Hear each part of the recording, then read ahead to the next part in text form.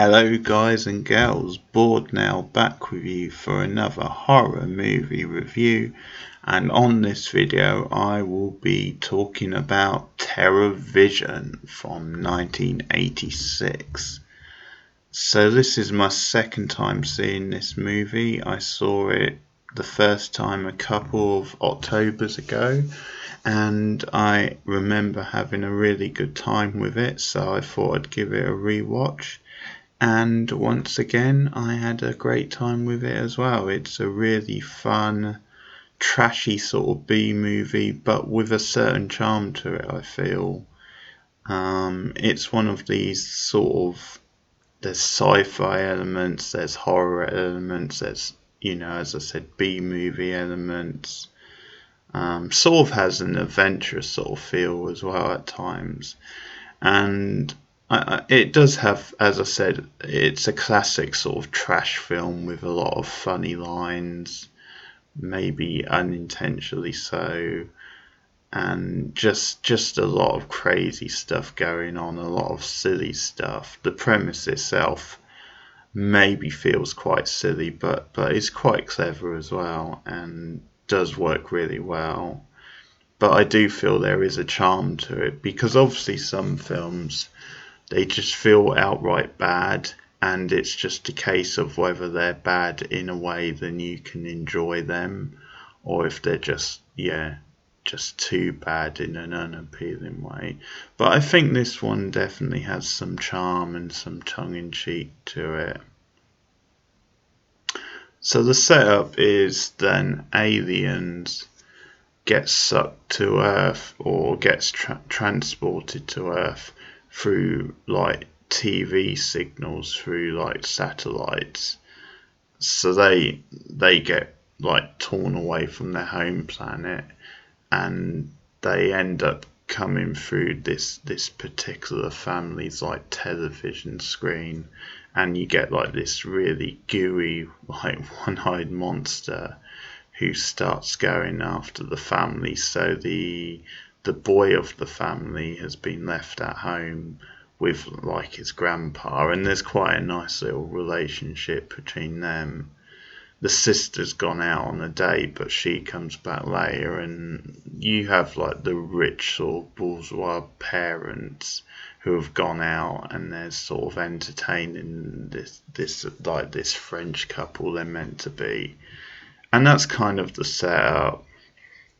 And there's a lot of jokes at the expense of like rich people and their odd kind of sort of eccentric behaviour, and also a lot of jokes about the era to do with MTV and punks and obviously television as well. So it does have this clever conceit where the monsters are coming through the TV, and that's kind of like a metaphor for kind of the corrupted power of TV. I mean, obviously I'm not someone who necessarily believes in that, and hey, I do love watching TV, and it's obviously a big part of my life, and I defend it as a culture thing. But it's obviously, there is a lot to critique with it as well, but it's having fun with that sort of that idea. Some of the stuff that you see on TV, some of the just manipulative power of advertising, and particularly looking at it in this era, because this is the 1980s this is filmed. So we one of the first scenes is pretty hilarious, because we see like the woman of the house, the mother, exercising in front of the TV, and she's getting frustrated because she can't get the signal, and she's getting at the husband to sort of and he's up there sort of fixing it, and that's kind of the twist. And the signal comes back, but it's because of this like alien transmission sort of thing. And I will say, actually, before I go any further, the theme tune to this film is just so addictive. It's just so it's just so catchy and kind of funky, and it's got attitude, and it's a little on the cheesy side, but it is a really effective and sweet tune. It's got that very retro 80s feel to it. It has a bit of the Kate Bush to it, a bit of the Susie and the Banshees. Very sweet melodic sort of punky pop tune. You can it'll be in your head. It'll be stuck in your head other than Terrorvision. Bum, bum, bum, bum, bum, bum, bum, bum, Terrorvision. And that's enough for me, folks, for one night. But it's a great theme. It'll be bouncing around your head for ages after the film. And the music is actually composed by Richard Bland. Is it Band? I think it's Richard Band, who did a lot of great horror themes during the 80s, 90s, and even today I think is still going. He did House on Sorority Row, for example, and many other classics. And he's involved in this and another great bit of music, so that sets you off on the right sort of foot, really. And I think it does have a spirit to this film, although it is a very trashy film, a very silly film. Is a B movie, but I think the characters do have something to them, especially the younger characters. And the way they eventually band together, so the two children children of the family. The girl's like a teenager and the boy's much younger. The boy actually looked familiar. I'm sure I've seen him out of something before, but he's very good. He's one of those sort of classic 80s kids who just has something, he's quite a sweet kid, but he also has something about him, makes you root for him. And I like the actor, and the cast is pretty good. Actually, the one who plays the father is Garrett Graham, a younger Garrett Graham, and this is actually the second time he appears in one of my reviews this week, because he was actually in Child's Play 2, which I reviewed earlier in the week. So yeah, the guy gets around. He's very entertaining. But yeah, there's some really great comedy lines in this film. I really love the early one when they've got the guy round and he's trying to fix the dish, and he says the line, "When I get through with her, she will be the hottest dish in town," and it cuts to like the sort of sleazy husband sort of eyeing up his wife's rear end as she bends over, and just stuff like that. I just love. It's so cringeworthy, but just so funny as well. And yeah, there's lots of great jokes. I just love how, going into some of the eccentric rich guy behaviour, I just love when they're entertaining this French couple, they call it the Pleasure Dome, this just crazy room with all this creepy art and this like massive sort of jacuzzi and just stuff like that. The film just has so much fun with. So as I said, a lot of really sort of fun wit at the expense of the riches, the upper classes, middle classes, rich eccentrics, if you like.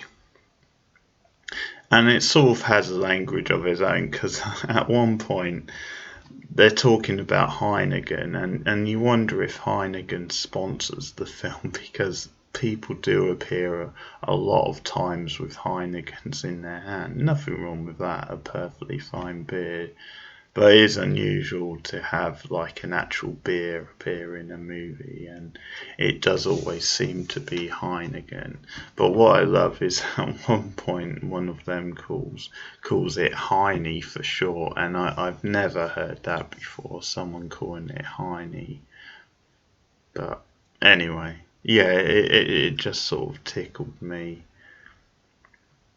But I think what it does with the TV sort of theme, and obviously, it's a film to enjoy. It's a film to enjoy for its trashiness and its sort of humour and the sort of practical gross effects. But you can sort of read themes into it. I think it does sort of capture the novelty of TV and kind of, as I said, the corruptive nature, but also the endless possibilities of hopping through the channels. And there's, as I said, there are jokes about MTV, and the girl, the daughter is like a real punky sort of girl, so she has a bit of an attitude. But yeah, she wants them to turn it over to MTV, and she just loses her shit when Alice Cooper goes on. She is just so into it, like banging her head, getting into it. And she's very good as well. I can't remember who plays her, but she's very likable and funny. She's really into the part. And I think there is an arc there where she grows over the course of the film as well. So that's the sort of thing I'm talking about. And lots of like gags at the expense of drug and stoner culture. There's again talking about the casting. This actor, I think his name is like John Gettis or something like J. Is it no Gettes, something like that? He's a familiar face. You see him pop up in a lot of like film and TV. I sort of know him best from Seinfeld. He, I think, played a couple of different parts in that, or he might have appeared twice as the same character. But he's the guy in that episode who gets like the toupee. He's like the homeless guy who Kramer gives like the food to, and then he doesn't like return the Tupperware. And there's this whole thing where like there's a lineup, and because he's like pissed with Kramer sort of thing, Kramer's like in there as like just getting paid to be in the lineup, so obviously not guilty, but he points Kramer out, just to get back at him. And then there's another one where there's like a toupee that ends up on the street. I think, yeah, it's the same episode actually. It's the beard. It's when Elaine throws George's toupee out the window because she doesn't like it, and he ends up picking it up. So it's very good. He's a character actor you see in a lot of things, and he's in this as like the boyfriend of the daughter, and he's very, very funny. His name is OD, which is just so perfect. But yeah, when she announces it, OD, my new boyfriend, I just lost it. It's so hilarious, just the delivery, and just hearing his name for the first time, OD, it's just so brilliant. And I will say, also, this film has the best ET joke you'll ever hear.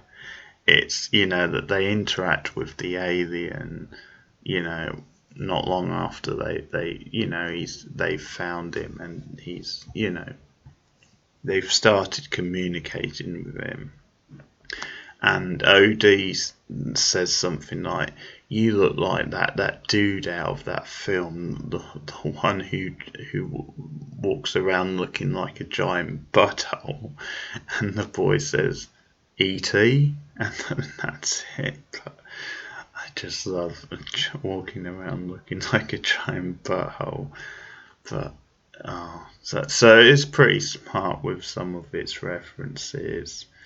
And it does have really good practical effects.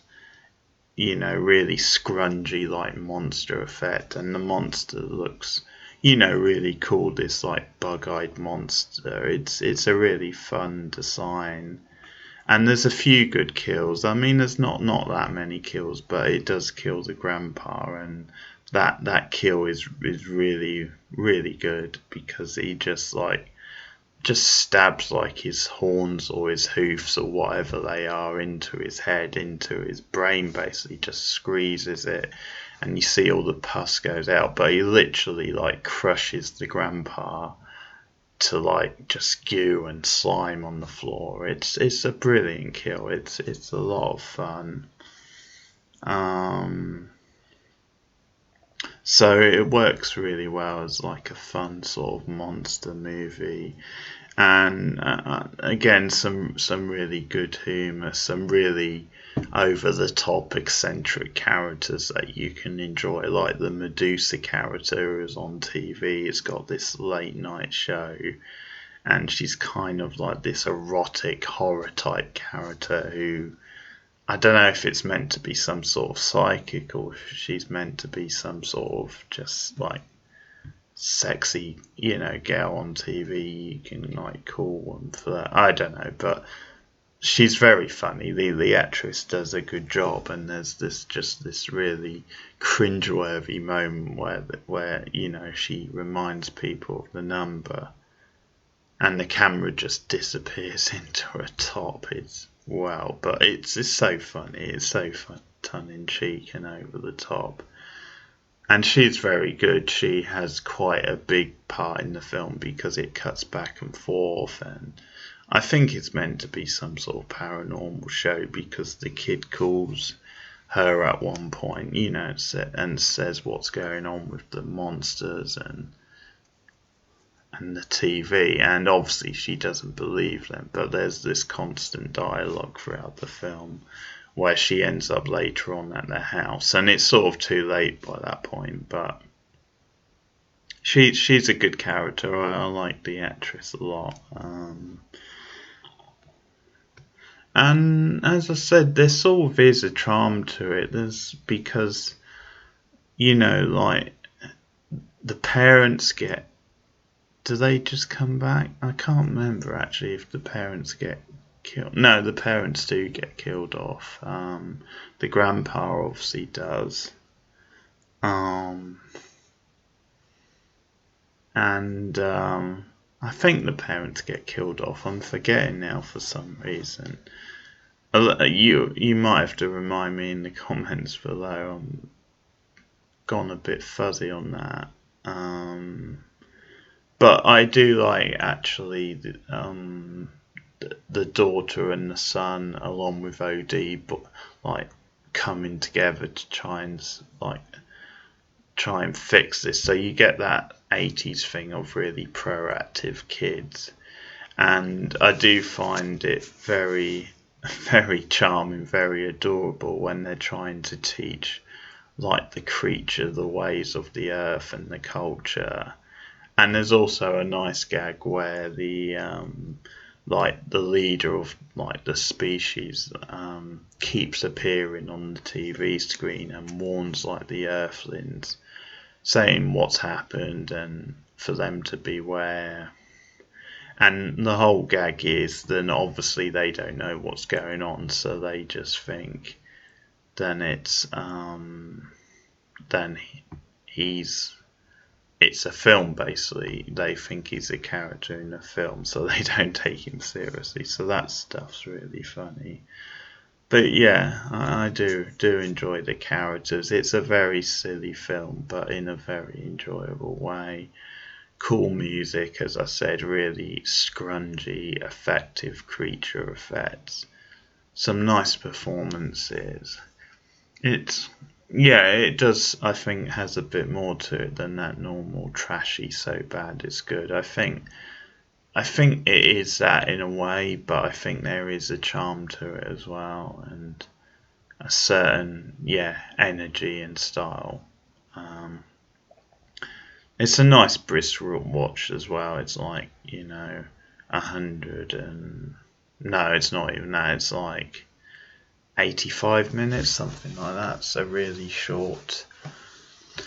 I think one thing that surprised me actually is then, the kids do actually end up getting killed off by the creature, as does OD. He eats them, but I sort of expected them to survive, and I even thought it might be quite a clean-cut, happy ending, where they would sort of bond with the creature and it would work out all well, but I guess it was not to be, and maybe you would lose the point of the film. But anyway, that's Terrorvision. It is a bit of a cult gem of a B movie. Really good fun.